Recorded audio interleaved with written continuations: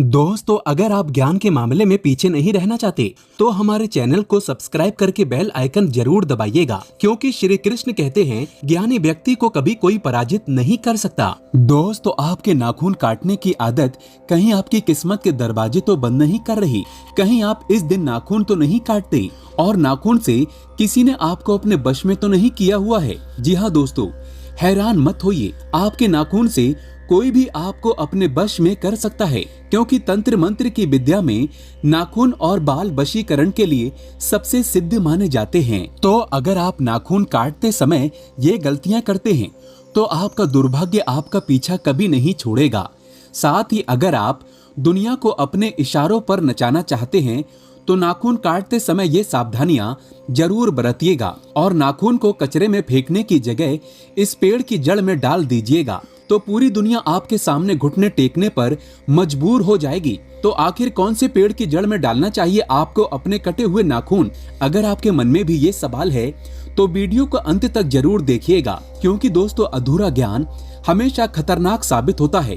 भगवान कृष्ण कहते हैं अधूरा ज्ञान एक मुर्दे के समान ही होता है, इसलिए वीडियो को पूरा अंत तक जरूर देखिएगा। सच्चे दिल से कमेंट बॉक्स में लिख देना जय श्री कृष्ण। दोस्तों, हम आपके लिए इतनी मेहनत से वीडियो बनाते हैं, जानकारी देते हैं, कम से कम आप एक लाइक तो जरूर किया करें, हमें अच्छा लगता है। तो चलिए वीडियो में आगे बढ़ते हैं। दोस्तों, जब भी तंत्र शास्त्र की बात आती है तो वशीकरण इसका एक मुख्य भाग होता है और किसी भी इंसान को वश में करने के लिए उसके बाल और उसके नाखून मुख्य भूमिका निभाते हैं। इसी के साथ अगर आप सनातन धर्म की तरफ देखेंगे तो आपके बाल और नाखून काटने के लिए भी कई मान्यताएं बताई गई हैं। कई लोगों की आदत होती है कि वो हमेशा छुट्टी वाले दिन ही नाखून काटने की सोचते हैं और नाखून काटने के बाद हम उन्हें कचरे में फेंक देते हैं।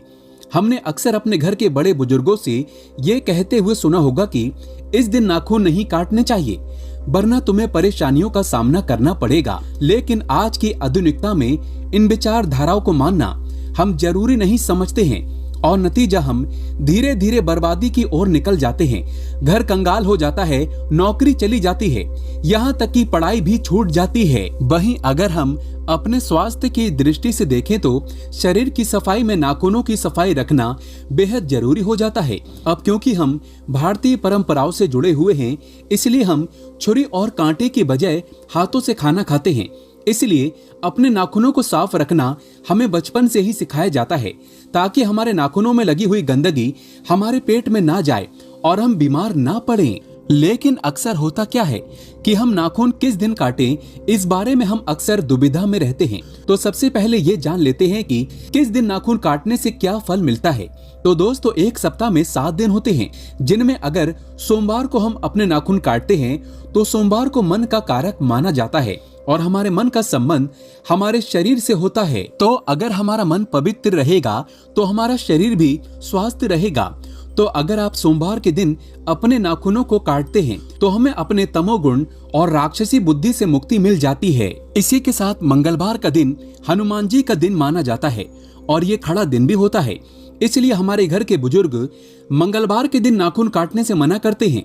साथ ही अगर आप बुधवार को अपने नाखून काटते हैं तो आपको धन लाभ होने की संभावनाएं कई गुना बढ़ जाती हैं।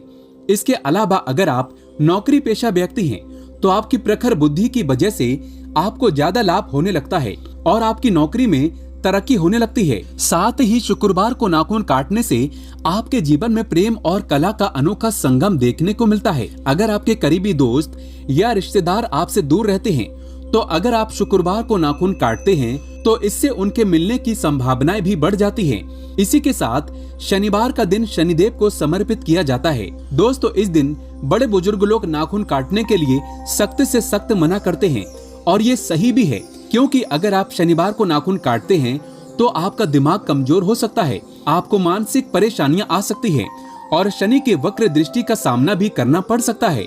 इसके बाद रविवार को अक्सर सभी लोग नाखून काटना पसंद करते हैं, क्योंकि इस दिन सभी की छुट्टियां होती हैं। लेकिन शास्त्रों के अनुसार रविवार को नाखून काटने से बचना चाहिए, क्योंकि अगर आप रविवार को नाखून काटते हैं तो आपके जीवन में बेफजूली खर्चे बढ़ जाते हैं, बेफजूली की बाधाएं पैदा होने लगती हैं और आपके बनते हुए काम बिगड़ने लगते हैं। साथ ही आपका समय भी बर्बाद होने लगता है। तो दोस्तों ये तो थे वो दिन जिसमें आपको बताया गया है कि आपको कब नाखून काटने चाहिए और कब नहीं। इसके साथ ये भी सुनिए कि अगर आप नाखून काटने के बाद उन्हें यहाँ वहाँ ऐसे ही फेंक देते हैं या फिर कचरे में फेंक देते हैं तो इससे आपको क्या प्रभाव देखने को मिलेगा। तो दोस्तों कचरे में गंदगी, कूड़ा करकट और नकारात्मक ऊर्जा रहती है और अगर आप अपने नाखूनों को कचरे में फेंक देते हैं तो आपके जीवन में भी वही सब होने लगता है, क्योंकि आपके नाखून आपके शरीर से जुड़े होते हैं और अगर ये किसी तांत्रिक के हाथों लग जाते हैं तो आपको तंत्र विद्याओं का प्रकोप का सामना करना पड़ता है। इसलिए गलती से भी अपने नाखूनों को यहाँ वहाँ फेंकने की गलती ना करें। गुरु जी ने कहा है कि जो भी औरतें अपने नाखून काटने के बाद उन्हें डस्टबिन में या फिर कचरे में फेंक देती हैं या ऐसे ही बिखरे पड़े रहने देती हैं तो इससे उनके जीवन में भी वैसे ही समस्याएं देखने को मिलती हैं जिसकी आप कल्पना भी नहीं कर सकती। जैसे कचरे में कोई भी उपयोगी वस्तु नहीं होती, गंदगी बदबू रहती है, उसी तरह उनकी जिंदगी में भी सब कुछ खराब होने लगता है। और स्त्रियों पर तो वैसे भी तंत्र विद्या का प्रभाव बहुत जल्दी देखने को मिलता है। इसलिए हमेशा हमारे घर के बड़े बुजुर्ग स्त्रियों को उनके नाखून और बालों को सावधानी से फेंकने की सलाह देते हैं। शास्त्रों में कहा गया है कि नाखूनों को काटने के बाद आपको हमेशा उन्हें या तो जला देना चाहिए या फिर किसी पेड़ की जड़ में डाल देना चाहिए। आप शुक्रवार के दिन अपने नाखून काटिए और शनिवार के दिन उन्हें कपूर और लौंग के साथ पूरा जला दीजिए और जब उनकी राख बन जाए तो उन्हें आप अपने घर में किसी भी पेड़ में डाल सकते हैं। ऐसा करने से आपको अपने जीवन की बाधाओं से मुक्ति तो मिलेगी ही मिलेगी, साथ ही साथ किसी भी नकारात्मक ऊर्जा का सामना भी नहीं करना पड़ेगा। दोस्तों इसके अलावा हमारे गुरुदेव ने नाखून को बरगद के पेड़ की जड़ में डालने की सलाह दी है।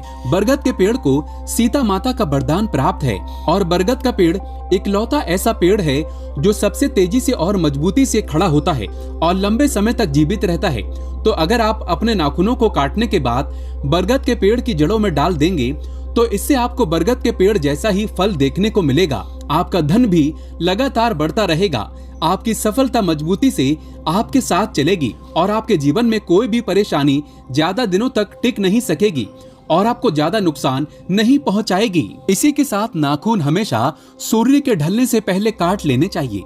सूरज ढलने के बाद आप नाखूनों को बरगद के पेड़ की जड़ में दबा सकते हैं और अपने जीवन में सकारात्मक प्रभाव देख सकते हैं।